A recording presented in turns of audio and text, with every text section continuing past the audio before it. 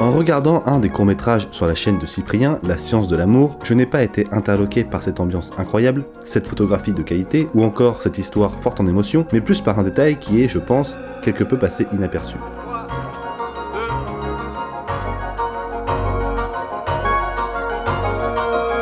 Ces deux bandes noires. Si vous n'êtes pas familier avec les formats d'image, il faut savoir que la vidéo connaît différents formats, comme le 4:3, le 1:1, le 16:9, le 2:35 et plein d'autres. Pour simplifier, les vieux films muets, c'est du 4:3, une caméra classique fera du 16:9 par défaut, les gros films actuels tournent généralement en 2:35 et Xavier Dolan s'amuse à péter le 1:1.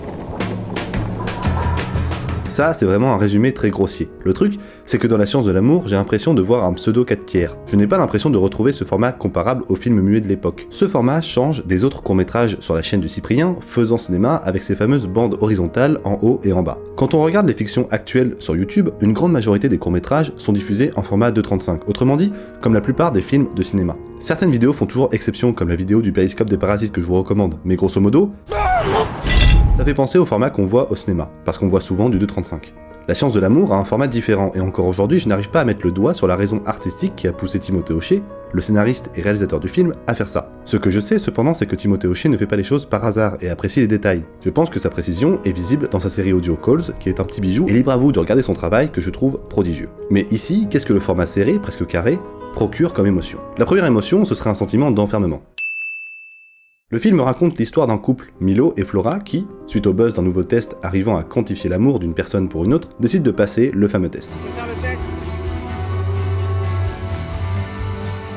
Nous suivons Milo avec ses doutes quant à son futur mariage avec Flora qui approche, quant au fait de ne pas arriver à avoir un enfant avec elle, et quant aux suspicions qu'il éprouve à son égard. L'histoire prend une toute autre ampleur quand, lors des résultats du test, Milo apprend qu'il existe une potentielle tierce personne de leur couple. Et, malgré les avertissements du spécialiste qui précise que le test n'est pas sûr à 100%, Milo a peur, et il devient parano. Les deux bandes verticales, aussi anodines qu'elles peuvent paraître, vont focaliser notre attention non pas sur une dynamique horizontale de l'image, comme le font les films d'action, mais sur un point central, les émotions de nos deux personnages. Parce que le film repose sur cette façon de calculer l'amour, et donc au final, quantifier une émotion. D'autres choix accompagnent ça avec la photographie qui va isoler par une focale longue le personnage, l'oppressante plus belle, ou avec la mise en scène, comme lors de la discussion finale entre Milo et Flora, où le chant sur Milo est composé d'une assez grosse amorce de Flora pour encore plus l'enfermer dans sa paranoïa. Ensuite, on peut penser que le format sert des fins esthétiques.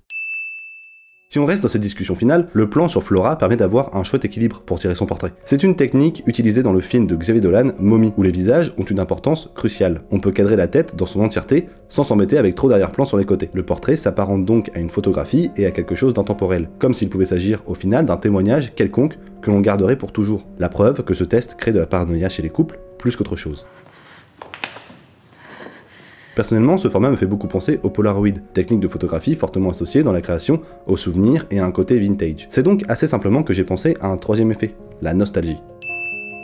Le film a été tourné au siège du Parti communiste, un endroit assez austère où l'architecture se prête pour des situations hors du temps. Comme une grande partie du travail de la chaîne des Parasites, La science de l'amour peut s'apparenter à un épisode de la série d'anticipation anglaise Black Mirror avec une envie de présager un futur proche au travers de la direction artistique de ce film qui est folle. Le lieu a aussi été utilisé dans le film Au poste de Quentin Dupieux qui embrassait lui aussi une histoire hors du temps. Nous ne savons pas réellement quand nous sommes dans le monde et ça permet une certaine liberté vis-à-vis de ça. On croit en l'univers parfois absurde de ce film et ça débloque certaines barrières de narration parce que le spectateur va croire à ce qu'il regarde, peu importe si c'est pas tellement réaliste. Le côté Polaroid donné par ce format peut aller dans ce sens et ainsi se différencier de la fiction actuelle présente sur YouTube pour, potentiellement, mieux perdurer dans le temps. Pour ne pas être un film correspondant à une mode très récente de faire du cinéma. Parce qu'on avait à chaque fois des réunions pour essayer de rendre vraiment le tout meilleur, faire en sorte que ça soit le plus efficace possible et qu'on se plaise tous les deux dans le court-métrage et que le court-métrage nous plaise.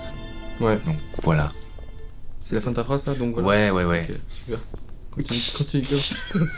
Je n'ai personnellement aucune réponse à apporter concernant ce choix artistique. Il ne s'agit là que de 3 hypothèses personnelles, mais je trouve ce film intéressant parce qu'il dénote d'une évolution de la carrière de Cyprien. Il s'agit du premier court-métrage dramatique présent sur sa chaîne, et c'est pas plus mal qu'il veuille marquer le coup, en faisant quelque chose de singulier dans le paysage actuel qui cherche souvent à imiter le cinéma plutôt que se donner une légitimité en tant que plateforme indépendante pour des créations originales. Bien sûr, le format 2:35 n'est pas signe de pâle copie. Certains films, même, comme les courts-métrages de Ludovic, jouent avec ces deux bandes, pour faire comprendre visuellement le changement entre les univers, mais de manière générale, j'ai l'impression qu'on met des bandes par automatisme, pour faire cinéma, sans réellement se poser de questions sur l'impact que peut avoir un certain format d'image. Il faut de tout pour faire un monde, et par conséquent, de tous les formats. Je trouve ça assez couillu que le plus gros vidéaste de France assume quelque chose d'osé dans son fond, mais également dans sa forme. Après, peut-être que c'est moi qui me prends la tête, et que ça a juste été fait pour cramer le cerveau de personnes, comme moi.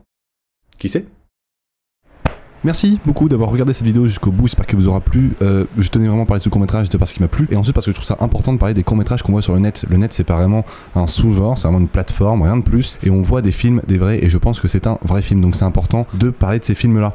J'avais déjà parlé du travail des Parasites dans une précédente vidéo, donc n'hésitez pas à aller la voir si ça vous intéresse. Bien évidemment, vous pouvez me soutenir en partageant, en likant, en commentant, en vous abonnant également, parce que j'ai d'autres vidéos sur le cinéma, mais pas que, donc vous pouvez aller faire un tour sur ma chaîne si ça vous intéresse. Et pour ceux qui auraient 1 € à dépenser, sachez que mon Tipeee est ouvert aux micro-dons, notamment aux dons de 1 €, afin que je puisse potentiellement un jour peut-être en vivre.